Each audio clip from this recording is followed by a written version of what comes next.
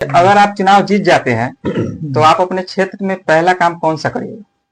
हम लोग क्षेत्र में पहला काम शिक्षा पर करेंगे, शिक्षा। इसके बाद स्वास्थ्य पर करेंगे। शिक्षा, आज के दौर में शिक्षा जो है काफी महत्वपूर्ण चीज है और शिक्षा से ही सब चीज हो सकता है। जब तक शिक्षित समाज नहीं बनेगा, परिवार शिक्षित नहीं होगा तो आगे नहीं बढ़ पाएगा। इसलिए पहले शिक्षा क्या ये जरूरत है। ये सब मुद्दों पर अभी की मौजूदा सरकार काम कर रही है? ये मौजूदगी सरकार 2005 से लेकर के 2010 तक अच्छा काम किया, इसमें कहीं मतलब दो मत नहीं है। लेकिन 10 के बाद स्थिति जो है कि सरकार का जो है कि धीरे धीरे जो है कि बिगड़ती चली गई और आज तो इस कदर बिगड़ गई है कि चारों तरफ आप घूम करके देखिए, सड़कें की मामला हो, सड़कें बन रहा है जरूर, लेकिन वो लूट का माध्यम बन रहा है। एक तरफ सड़कें बन रही है, दूसरी तरफ से सड़कें जो है कि टूट रही है। और जहाँ लॉ एंड ऑर्डर का सवाल है, लॉ एंड ऑर्डर पूरे मतलब फेलियर जा रहा है, तो इसके लिए भी तो सरकार ही जिम्मेवार है ना, दूसरा कोई थोड़े जिम्मेवार है। आप आए दिन मोटरसाइकिल चौक चौराहे से मोटरसाइकिल उठ जाना है। हमारे क्षेत्र में अभी फिलहाल कई ऐसा घटनाएं घटी है। जयपुर चौक पर एक व्यवसायिक है, बड़े व्यवसायिक है, सोना चांदी की दुकान है, पीछे से जमीन खोद करके और दुकान से जो है कि सोना चांदी पैसे समूचा जो है कि निकाल करके ले गया। महज थाना का दूरी मात्र 500 फीट की दूरी पर थाना है, वहाँ मौजूद है। उसके बाद ये हाल है, रोड में आए दिन जो है कि माताएं हैं, बहनें हैं, जाती रहती है मोटरसाइकिल से, उनका चैन छीन लेना, पर्स छीन लेना, ये सब घटनाएं घट रही है। और हत्याएं का भी दौर चल रहा है। जहाँ सरकार बैठी है पटना में, वहाँ हत्याएं हो रही है। तो गाँव में अगर हत्या हो रही है तो कोई जुल्म नहीं, तो जो सरकार के नाक के नीचे हत्या हो रही है पटना में, यहाँ तक कि एक परिवार में 3 व्यक्ति को गोली मार दी जा रही है, तो कहाँ है लॉ एंड ऑर्डर? अभी पारू विधानसभा के वर्तमान विधायक अशोक कुमार सिंह जी हुए, उनके बारे में क्या कहिएगा? उनके बारे में हमें क्या कहें, उनके बारे में जनता ना बताएगी कि 20 साल से पारू विधानसभा चुप है। 20 सालों से पारू विधानसभा चुप है। न किसी समाज की आवाज 20 सालों में उठा पाए, न विकास की आवाज उठा पाए। तो जनता देख रही है, जनता समझ रही है, जनता मालिक है, इसलिए हमें क्या कहना है। शराबबंदी को लेकर आपकी क्या राय है? क्या ये सक्षम पूरी तरह से सरकार में काम रही है? शराबबंदी तो पुरानी चीज हो गई। तमाम लोग, बिहार के तमाम लोग बोल रहे हैं, बच्चा घर के बच्चा बोल रहा है, जिस कोने में चले जाइए। पहले दुकान में जाना पड़ता था, अब दुकान की जरूरत नहीं है, मिस कॉल की जरूरत।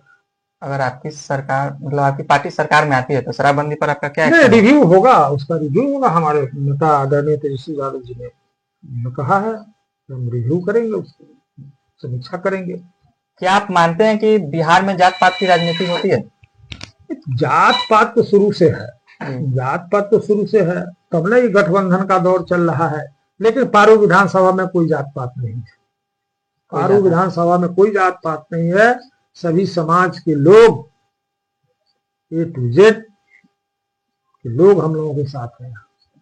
सब लोगों का सम्मान है यहाँ, चाहे वो जाति कोई भी हो, सब लोगों का सम्मान है, इसलिए यहाँ कोई जात पात नहीं। चुनाव आयोग द्वारा बहुत से लोगों को वोटर लिस्ट में से नाम काट दिया गया, इस पर आपकी क्या प्रक्रिया? देखिए, तो उसके लिए तो पार्टी हमारी गई है ना, सुप्रीम कोर्ट गई है, लड़ रही है। अभी देख रहे हैं कि पूरे बिहार में महागठबंधन के नेता जो है कि आंदोलन कर रहे हैं, यात्रा कर रहे हैं। तो ये सरकार की मंशा, एनडीए की जो मंशा है, वो मंशा ठीक नहीं है। देखने से ऐसा लगता है, क्योंकि उसी वोटर लिस्ट से, मतलब आप सांसद हो गए, मंत्री हो गए, कोई प्रधानमंत्री हो गया, कोई गृह मंत्री हो गया, आप पूरे देश को चला रहे उसी वोटर लिस्ट से। ऐसा क्या जरूरत पड़ गया कि अभी विधानसभा में आनंद फानंद में इस तरह से कर रहे हैं? और देख रहे हैं कि जिंदा व्यक्ति को मृतक बनाया जा रहा है। अभी हमारे यहाँ बैठे हैं, दिव्यांश पंचायत के मालिक लोग यहाँ आकर के बैठे हैं, तो जिंदा हैं, उनको मृतक बना करके जो है कि विलोपित कर दिया गया वोटर लिस्ट से। जी सर।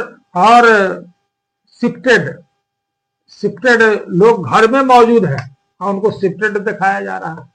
जिन लोगों का नाम तो कट ऐसा गया है, खेल चल रहा है। जिन लोगों का नाम कट गया है, आप अपने स्तर पे उनके लिए क्या कदम उठा रहे हैं? नहीं, उनके लिए हम लोग जुर्माने का प्रयास कर रहे हैं और उस कड़ी में हम लोगों ने डीएम के यहाँ भी, आप जो जिला निर्वाचन पदाधिकारी है उनके यहाँ भी हम लोगों ने कागज पहुंचाया है, प्रखंड के जो निर्वाचन पदाधिकारी है, और शिकायतें भी हम लोगों ने दर्ज कराया है और उस सब पर काम हम लोग कर रहे हैं। उस सब पर काम हम लोग कर रहे हैं, जुर्माने का प्रयास हम लोग करेंगे ही ना।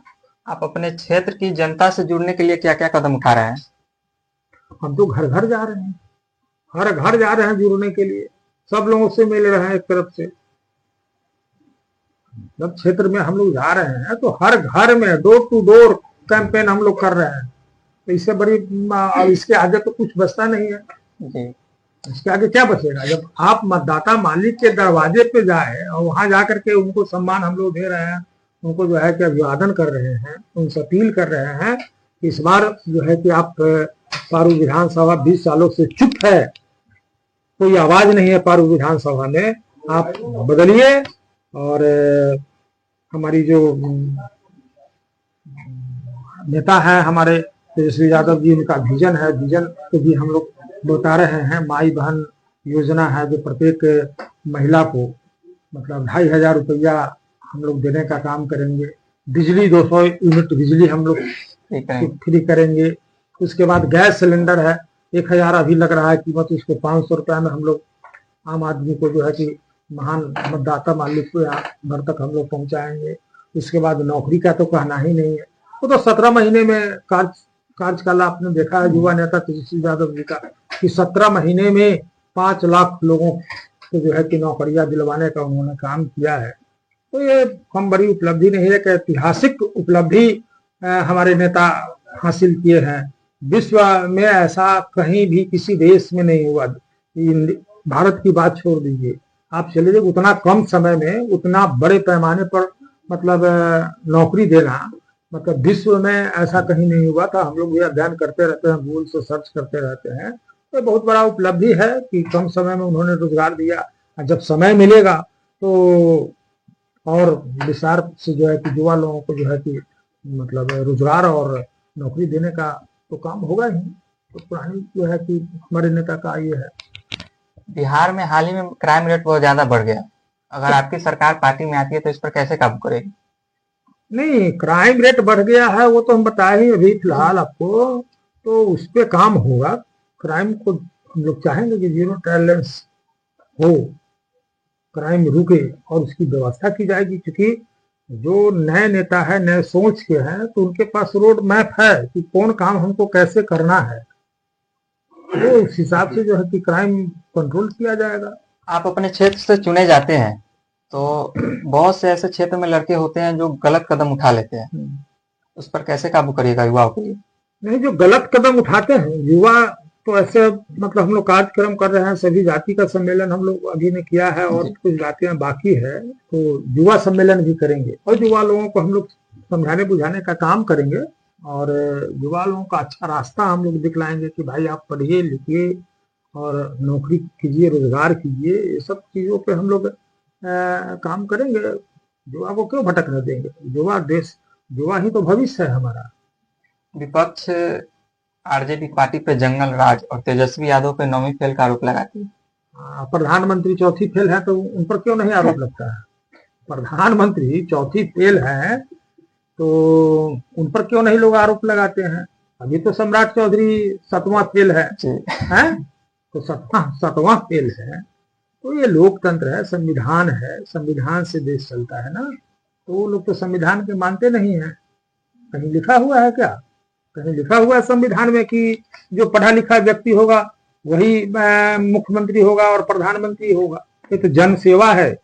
आप जनता की सेवा करके जनता की विश्वास जीतिएगा, आप उस कुर्सी पे बैठिएगा, ये है संविधान में। तो लोग कहते हैं 9वीं फेल, 8वीं फेल, तो प्रधानमंत्री चौथी फेल है, सम्राट चौधरी बिहार में जो है कि 7वीं फेल है, तो उन पर क्यों नहीं आरोप लगता है?